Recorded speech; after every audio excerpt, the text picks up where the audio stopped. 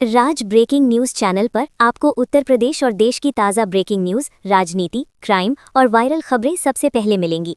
जुड़े रहें सबसे तेज खबरों के साथ। योगी आदित्यनाथ आज से वेस्ट बंगाल में भारतीय जनता पार्टी के चुनाव प्रचार की कमान संभालेंगे। वे 2 जिलों में जनसभाओं को संबोधित करेंगे, जहां पार्टी उम्मीदवारों के समर्थन में माहौल बनाएंगे। उनके दौरे को बीजेपी के लिए अहम माना जा रहा है, क्योंकि इससे कार्यकर्ताओं में उत्साह बढ़ेगा और चुनावी रणनीति को मजबूती मिलेगी। 9 साल की माही का एक भावुक वीडियो सोशल मीडिया पर तेजी से वायरल हो रहा है, जिसमें वो जिला अधिकारी डीएम से स्कूल की किताबों के दाम कम कराने की गुहार लगाती नजर आती है।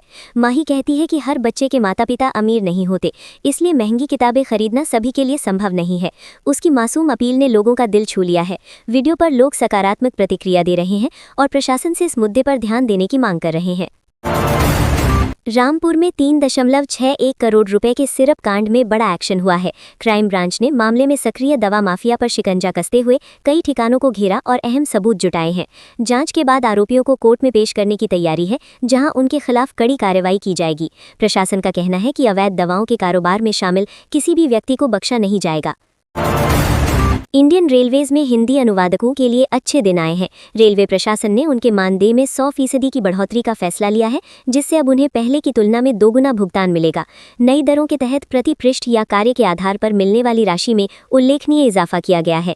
इस निर्णय से अनुवादकों में खुशी का माहौल है। अधिकारियों का कहना है कि इससे हिंदी भाषा में काम को बढ़ावा मिलेगा और अनुवाद की गुणवत्ता में भी सुधार होगा। सड़क हादसों पर अंकुश लगाने के लिए अब बड़ा कदम उठाया गया है। 3 या उससे अधिक मौतों वाले मामलों को SR केस के रूप में दर्ज किया जाएगा। ऐसे मामलों की सीधे वरिष्ठ अधिकारियों द्वारा गहन निगरानी की जाएगी और हर पहलू की विस्तृत जांच होगी। इसका उद्देश्य दुर्घटनाओं के कारणों की सही पहचान कर रोकथाम के उपाय लागू करना है। प्रशासन का मानना है कि इससे लापरवाही पर लगाम लगेगी और सड़क सुरक्षा व्यवस्था मजबूत होगी। स्मार्ट प्रीपेड इलेक्ट्रिसिटी मीटर से जुड़े उपभोक्ताओं को राहत नहीं मिल रही। रिचार्ज कराने के बाद भी कई घरों में बिजली कनेक्शन बहाल नहीं हो रहे, जिससे लोगों को भारी परेशानी का सामना करना पड़ रहा है। शिकायतों के बावजूद समस्या का समाधान नहीं हो पा रहा। चीफ मिनिस्टर के निर्देश भी बेअसर नजर आ रहे हैं। उपभोक्ताओं ने जल्द सुधार की मांग की है, ताकि रोजमर्रा की दिक्कतों से निजात मिल सके। स्वामी अविमुक्तेश्वरानंद को जान से मारने की धमकी देने के मामले में पुलिस ने मुकदमा दर्ज कराई है। उनके मोबाइल फोन पर धमकी भरे संदेश मिलने के बाद शिकायत दर्ज कराई गई। पुलिस ने अज्ञात आरोपी के खिलाफ मामला दर्ज कर जांच शुरू कर दी है। अधिकारियों का कहना है कि जल्द ही आरोपी की पहचान कर सख्त कार्रवाई की जाएगी और सुरक्षा व्यवस्था भी बढ़ाई गई। उत्तर प्रदेश में आज मौसम में बदलाव देखने को मिलेगा। लखनऊ, वाराणसी और आगरा समेत कई जिलों में तेज हवाएं चलने के बाद तापमान तेजी से बढ़ेगा। दिन में पारा 40 डिग्री सेल्सियस के पार पहुंच सकता है। मौसम विभाग ने लोगों को दोपहर में सावधानी बरतने और धूप से बचने की सलाह दी है। गर्म हवाओं के चलते लू जैसी स्थिति भी बन सकती है।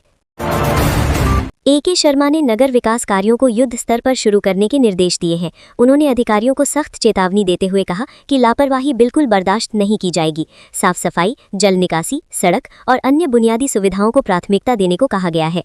मंत्री ने नियमित निगरानी और तय समय में काम पूरा करने पर जोर दिया, ताकि आम जनता को बेहतर सुविधाएं मिल सकें। उत्तर प्रदेश के एक जिले में अजीब हालात देखने को मिल रहे हैं, जहां मच्छरों पर दवा का असर बेअसर साबित हो रहा है। लाखों रुपए खर्च कर की गई फॉगिंग और दवा छिड़काव के बावजूद मच्छर न मर रहे हैं, न बेहोश हो रहे हैं। ग्रामीणों का कहना है कि हालात ऐसे हैं कि वे मच्छरदानी के अंदर बैठकर खाना खाने को मजबूर हैं। प्रशासन से जल्द प्रभावी कार्रवाई की मांग की जा रही है। उत्तर प्रदेश में करीब 82 लाख किसानों ने अभी तक फार्मर रजिस्ट्री नहीं कराई है, जिससे उनके सामने MSP पर गेहूं बेचने का संकट खड़ा हो गया है। सरकार ने स्पष्ट किया है कि न्यूनतम समर्थन मूल्य पर खरीद के लिए पंजीकरण अनिवार्य है। बिना रजिस्ट्री के किसानों की उपज सरकारी खरीद केंद्रों पर स्वीकार नहीं की जाएगी। इससे बड़ी संख्या में किसान प्रभावित हो सकते हैं। प्रशासन लगातार अपील कर रहा है कि किसान जल्द से जल्द रजिस्ट्रेशन कराएं, ताकि उन्हें सरकारी योजनाओं और MSP का पूरा लाभ मिल सके। कानपुर में हुए दर्दनाक सड़क हादसे ने हर किसी को झकझोर दिया। तेज रफ्तार की वजह से 3 लोगों की जान चली गई। हादसे में बेटे को खो चुकी मां का विलाप सुनकर हर आंख नम हो गई। बताया जा रहा है कि महिला पहले ही अपने पति को खो चुकी थी और अब बेटे की मौत ने उसे पूरी तरह तोड़ दिया। घटना के बाद इलाके में शोक का माहौल है और लोग सड़क सुरक्षा को लेकर चिंता जता रहे हैं। योगी आदित्यनाथ ने अपना वादा निभाते हुए बांग्लादेश से आए हिंदू शरणार्थियों को बड़ी राहत दी है। राज्य सरकार ने उन्हें जमीन और मकानों का मालिकाना हक सौंपा है, जिससे वर्षों से बसे परिवारों को कानूनी पहचान और सुरक्षा मिल गई है। इस फैसले से शरणार्थियों में खुशी का माहौल है। सरकार का कहना है कि इससे उनके जीवन स्तर में सुधार होगा और वे अब सम्मानपूर्वक तथा स्थायी रूप से अपने जीवन को आगे बढ़ा सकेंगे। गोरखपुर में शिक्षा व्यवस्था में बड़ी चूक सामने आई है। कक्षा 6 की अंग्रेजी की किताब में गलती से कक्षा 8 के 2 पाठ छाप दिए गए हैं। इस त्रुटि से छात्रों और शिक्षकों को परेशानी हो रही है। मामला सामने आने के बाद शिक्षा विभाग में हड़कंप मच गया है। अधिकारियों ने जांच के आदेश देते हुए जल्द सुधार का भरोसा दिया है ताकि विद्यार्थियों की पढ़ाई प्रभावित न हो। मथुरा में यमुना नदी में हुए नाव हादसे के बाद राहत और बचाव कार्य जारी है। अब तक 12 शव बरामद किए जा चुके हैं, जबकि 4 लोग अभी भी लापता हैं। पुलिस ने नाव चालक और पैंटून पुल ठेकेदार के खिलाफ मुकदमा दर्ज कर जांच शुरू कर दी है। प्रशासन ने लापता लोगों की तलाश तेज कर दी है और घटना को लेकर इलाके में शोक का माहौल बना हुआ है। मुरादाबाद नगर विधानसभा क्षेत्र में इस बार मतदान प्रतिशत में उल्लेखनीय बढ़ोतरी दर्ज की गई है। लोकतंत्र के इस उत्सव में शहर ने बढ़ चढ़कर हिस्सा लिया, जिससे ये क्षेत्र सबसे आगे रहा। चुनाव आयोग के आंकड़ों के अनुसार कई बूथों पर रिकॉर्ड वोटिंग हुई है। बढ़ती जागरूकता और बेहतर व्यवस्थाओं को इसका कारण माना जा रहा है। अधिकारियों ने मतदाताओं के उत्साह की सराहना करते हुए इसे लोकतंत्र के लिए सकारात्मक संकेत बताया है। मेरठ में एक दिल दहला देने वाला मामला सामने आया है, जहां प्रियंका का शव 4 माह तक बाथरूम में नल के नीचे पड़ा रहा। इस सनसनीखेज घटना के खुलासे के बाद पुलिस ने जांच तेज कर दी है और मृतका के पिता से पूछताछ की जा रही है। मामले ने पूरे इलाके में हड़कंप मचा दिया है। पुलिस हर पहलू की गहन जांच कर रही है ताकि सच्चाई सामने लाई जा सके और दोषियों पर कार्रवाई हो सके। बदाऊं के लोगों को बड़ा तोहफा मिला है। कल सुबह 11 बजे से दिल्ली की यात्रा और आसान हो जाएगी। नई सुविधा या सेवा शुरू होने से यात्रियों का समय बचेगा और सफर अधिक सुगम होगा। इससे व्यापार, शिक्षा और रोजमर्रा के आवागमन में राहत मिलेगी। स्थानीय लोगों में खुशी का माहौल है। अधिकारियों का कहना है कि इस कदम से क्षेत्रीय कनेक्टिविटी मजबूत होगी और लोगों को बेहतर परिवहन सुविधा का लाभ मिलेगा। Uttar Pradesh education service commission के पोर्टल को सभी संबंधित विभागों से हरी झंडी मिल गई है। अब एनआईसी इसे जल्द ही लाइव करेगा। इससे भर्ती प्रक्रिया और अधिक पारदर्शी व तेज होने की उम्मीद है। उम्मीदवारों को आवेदन, सूचना और अपडेट एक ही प्लेटफॉर्म पर मिल सकेंगे। अधिकारियों का कहना है कि नई व्यवस्था से शिक्षा क्षेत्र में चयन प्रक्रिया को डिजिटल और सरल बनाया जाएगा, जिससे समय की बचत होगी। उत्तर प्रदेश में पंचायत चुनाव को लेकर परिसीमन के बाद राजनीतिक समीकरण बदलते नजर आ रहे हैं। 576 पंचायतों की मतदाता सूची में बड़े बदलाव हुए हैं, जिससे कई सीटों की स्थिति प्रभावित हुई है। अब सभी की निगाहें अंतिम सूची पर टिकी हैं। इससे कई दावेदारों की रणनीति बदल सकती है। प्रशासन जल्द अंतिम सूची जारी करेगा, जिसके बाद चुनावी तैयारियां तेज हो जाएंगी और गांवों में राजनीतिक गर्मी बढ़ने की संभावना है। आगरा में भीषण जल संकट से लोग परेशान हैं। पिछले 15 दिनों से पानी की कमी के चलते गुस्साए लोगों ने खाली बर्तनों के साथ हाईवे पर प्रदर्शन किया।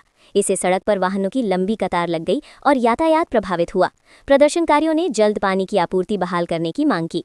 प्रशासन ने समस्या के समाधान का आश्वासन दिया है।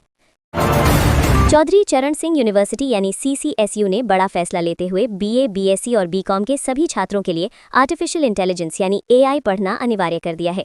नए पाठ्यक्रम के तहत AI विषय का पेपर निर्धारित अंकों का होगा, जिससे छात्रों को आधुनिक तकनीक की समझ मिल सके। विश्वविद्यालय का मानना है कि इससे विद्यार्थियों की रोजगार क्षमता बढ़ेगी और वे डिजिटल युग की चुनौतियों के लिए बेहतर तैयार हो सकेंगे। उत्तर प्रदेश में चुनाव से पहले भारतीय जनता पार्टी ने नया पैंतरा अपनाया है। पार्टी हर लोकसभा सीट पर प्रभाव बढ़ाने की रणनीति पर काम कर रही है। इसके तहत संगठन को मजबूत करने, बूथ स्तर तक कार्यकर्ताओं को सक्रिय करने और जनसंपर्क अभियान तेज करने की योजना बनाई गई है। इस कदम से चुनावी समीकरण प्रभावित हो सकते हैं और विपक्ष के लिए चुनौती बढ़ने की संभावना जताई जा रही है। संभल में दहेज की मांग को लेकर एक दिल दहला देने वाली घटना सामने आई है। दुर्गेश नाम के युवक ने अपनी 20 वर्षीय पत्नी ज्योति की लोहे की फूंकनी से हत्या कर दी। शादी को अभी 10 महीने ही हुए थे कि ये वारदात हो गई। घटना के बाद आरोपी पति ने थाने पहुंचकर आत्मसमर्पण कर दिया। पुलिस ने मामला दर्ज कर जांच शुरू कर दी है और पूरे घटनाक्रम की गहनता से पड़ताल की जा रही है। चित्रकूट के मंदिरों में चोरी का एक अजीब मामला सामने आया है, जिसने पुलिस को भी हैरान कर दिया। गिरोह का सरगना खुद चोरी नहीं करता था, बल्कि पाप के डर से मुस्लिम सदस्य से वारदात करवाता था और खुद को भूत बताकर दूसरों को गुमराह करता था। पुलिस ने मामले का खुलासा करते हुए आरोपियों को गिरफ्तार कर लिया है। घटना ने इलाके में सनसनी फैला दी है और सुरक्षा व्यवस्था पर सवाल खड़े किए हैं। उत्तर प्रदेश में एक युवक प्रेमिका से शादी की मांग को लेकर मोबाइल टावर पर चढ़ गया। युवक काफी देर तक टावर पर बैठा रहा, जिससे मौके पर लोगों की भीड़ जुट गई और पुलिस को बुलाना पड़ा। बताया जा रहा है कि युवक पहले भी प्रेम प्रसंग के मामले में जेल जा चुका है। पुलिस और स्थानीय लोगों के समझाने के बाद उसे सुरक्षित नीचे उतारा गया। घटना से इलाके में हड़कंप मच गया। उत्तर प्रदेश लोक सेवा आयोग द्वारा एई भर्ती 2024 का परिणाम जारी करने की मांग तेज हो गई है। अभ्यर्थियों ने 13 अप्रैल को प्रयागराज स्थित आयोग कार्यालय पर प्रदर्शन करने का ऐलान किया है। उनका कहना है कि लंबे समय से परिणाम लंबित है, जिससे भविष्य की योजनाएं प्रभावित हो रही हैं। अभ्यर्थी जल्द परिणाम घोषित करने की मांग कर रहे हैं ताकि भर्ती प्रक्रिया पूरी हो सके और चयनित उम्मीदवारों को समय पर नियुक्ति मिल सके।